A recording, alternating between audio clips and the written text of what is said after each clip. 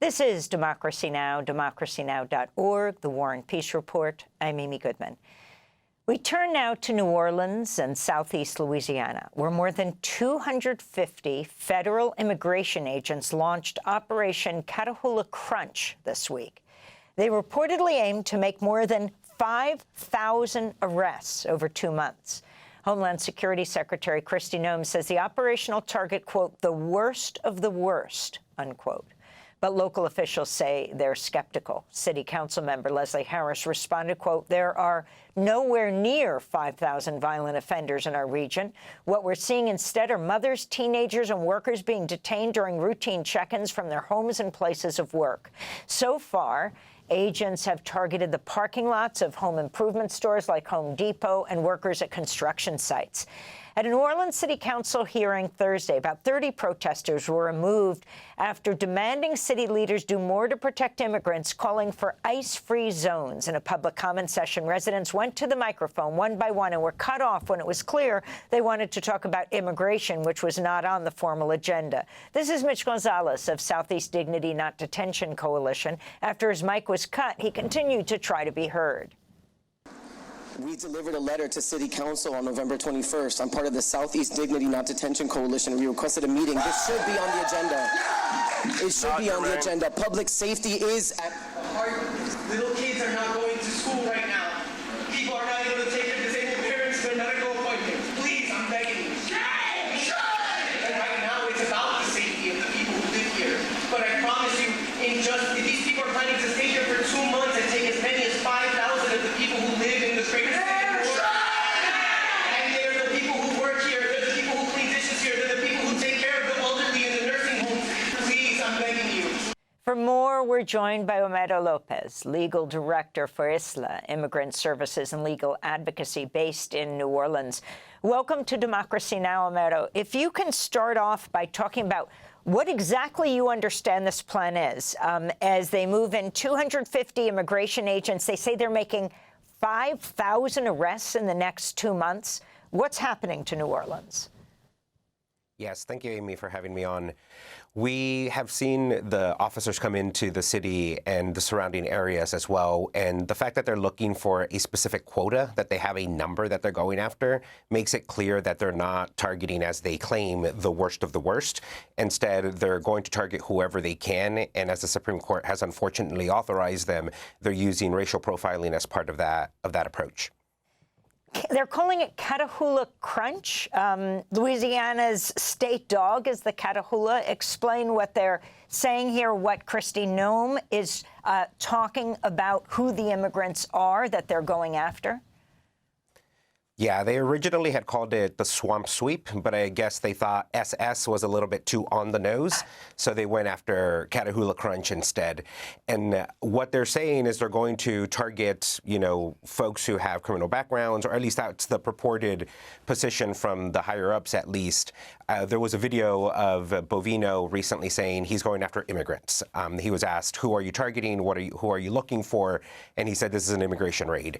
And so they're focusing on immigrants across the board. What we've seen has been folks at work, folks at their check-ins, people around schools, ICE officers setting up around, or CBP officers setting up around the schools, and the fear that's being being sowed in the community is really the true intent of their operation here. Catahoula Crunch, named after the Louisiana state dog. Didn't Homeland Secretary Kristi Noem famously shoot her dog? That is a story that's come out, yes. Many ICE officials who now work at the national level came up through Louisiana. Is that right? Can you talk about them, and who are the hundreds of agents moved in to do these arrests? Yeah, Louisiana's playing oversized role when it comes to immigration enforcement throughout the country. The former Wildlife and Fisheries Secretary here in Louisiana is now one of the the deputy director of ICE nationally. Our former area New Orleans ICE field office director, is also at headquarters. There are various deportation officers here from Louisiana who have gone to work at headquarters. And so the approach that they used to take, or that they have taken in Louisiana since 2014, to incarcerate as many people as possible, quickly warehouse and deport people from the state, is something that seems to be the structure that is being operated now from the national headquarters. Louisiana, in other parts of the country, we know it particularly here when it comes to detention. You have Mahmoud Khalil, who is the Columbia student who was imprisoned in Louisiana.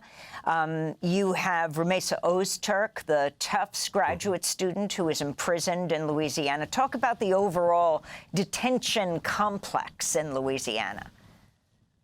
Louisiana has a terrible history of being the incarceration capital of the world, and that is no different when it comes now to immigration detention.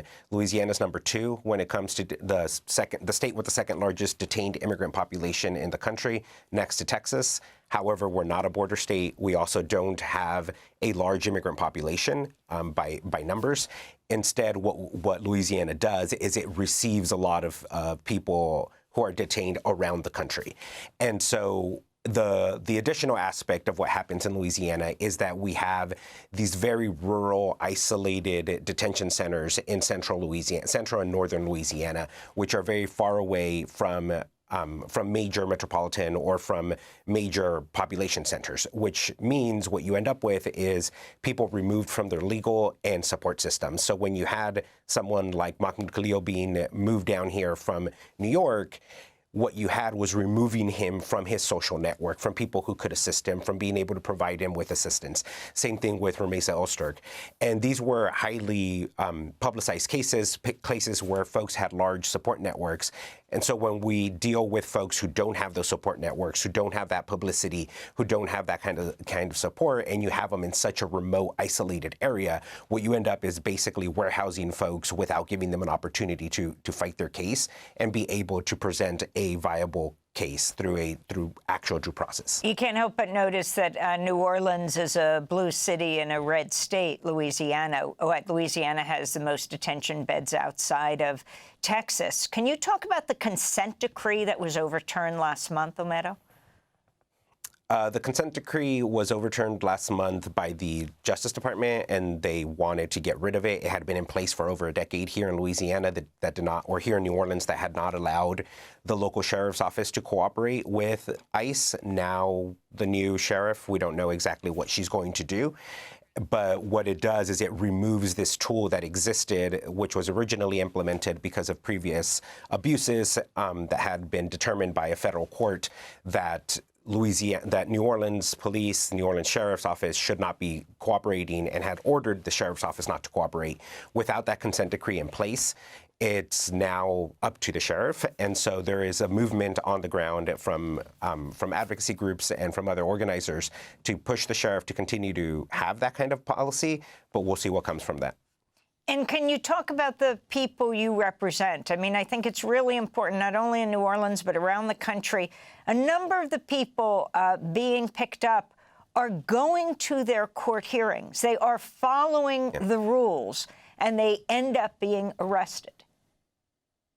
Yeah, the majority of people who are being arrested, the majority of calls that we're receiving are from folks who are going through the process, whether they be children who originally applied through the special immigrant juvenile status process and are awaiting their ability to apply for residency, whether it's spouses of U.S. citizens who are going to their interviews and are being picked up, whether it's people who have immigration court hearings and have filed their applications and are attending the hearings, are going, again, they're doing it, quote unquote, the right way, and that's who is being picked up. Those are the folks who are the low-hanging fruit. Those are the folks who are going to be targeted. There's a reason that these officers are going to work sites and not necessarily doing in-depth investigations to identify folks that they claim are a danger to the community. Instead, what they're doing is they're taking folks out of our community, our neighbors, our friends, our family members, and that's who they're detaining, and they're sending into these terrible detention centers in order to try to quickly deport them from the country. Homero López, I want to thank you for being with us. Do you have a final comment on the City Council hearing that was held yesterday as mics were turned off on person after person who was calling for ICE-free zones? Yeah, we hope that City Council will take a stance. We understand that they don't necessarily have a ton of power over federal actions, but the point here is about the values that the city stands for and what we are going to demonstrate to our community and to our residents of who we support, and what we stand for in the city. Thanks for watching Democracy Now! On YouTube. Subscribe to the channel and turn on notifications to make sure you never miss a video. And for more of our audience-supported journalism, go to democracynow.org, where you can download our news app, sign up for our newsletter, subscribe to the daily podcast, and so much more.